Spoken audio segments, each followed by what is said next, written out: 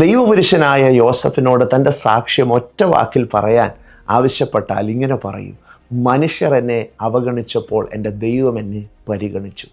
സ്വന്തം രക്തബന്ധങ്ങളിലുള്ളവരും സ്നേഹിതരും ഓർക്കാമെന്ന് പറഞ്ഞവരും സഹായിച്ചവരുമൊക്കെ യോസഫിനെ മറന്നുപോയപ്പോൾ, സ്വന്തം സഹോദരൻ തന്നെ വിറ്റ് കളഞ്ഞപ്പോഴും, ഒരു കുറ്റവും ചെയ്യാതിരുന്നിട്ടും താൻ ജയിൽ ശിക്ഷ അനുഭവിക്കേണ്ടി വന്നപ്പോഴും എല്ലാം താൻ മനുഷ്യരാൽ അവഗണിക്കപ്പെട്ടു, പീഡിപ്പിക്കപ്പെട്ടു, വേദന അനുഭവിക്കപ്പെട്ടു. എന്നാൽ ദൈവം യോസഫിനെ കണ്ടു, ദൈവം യോസഫിനെ ഉയർത്തി, ദൈവം അവൻ്റെ ജീവിതത്തെ അനേകർക്ക് ഒരനുഗ്രഹമാക്കി മാറ്റി.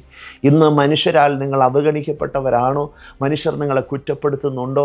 വേദനയിലൂടെയും തിരസ്കരണങ്ങളിലൂടെയും കുത്തുവാക്കുകളിലൂടെയും ഒക്കെ നിങ്ങൾ കടന്നു പോകുന്നുണ്ടോ? ഭാരപ്പെടേണ്ട.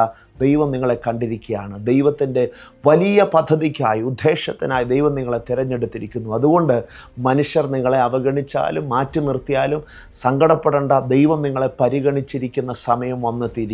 ദൈവത്തിൻ്റെ ഉദ്ദേശത്തിന് വേണ്ടി നിങ്ങളെ ദൈവം മാറ്റിവെച്ചിരിക്കുകയാണ്. ഇത് നിങ്ങളുടെ സമയമാണ്. നിങ്ങളെ ഉയർത്തുന്ന ദൈവത്തിൻ്റെ സീസണാണ്. അതുകൊണ്ട് വിശ്വസിച്ച് പ്രാർത്ഥനയോടെ മുന്നേറുക.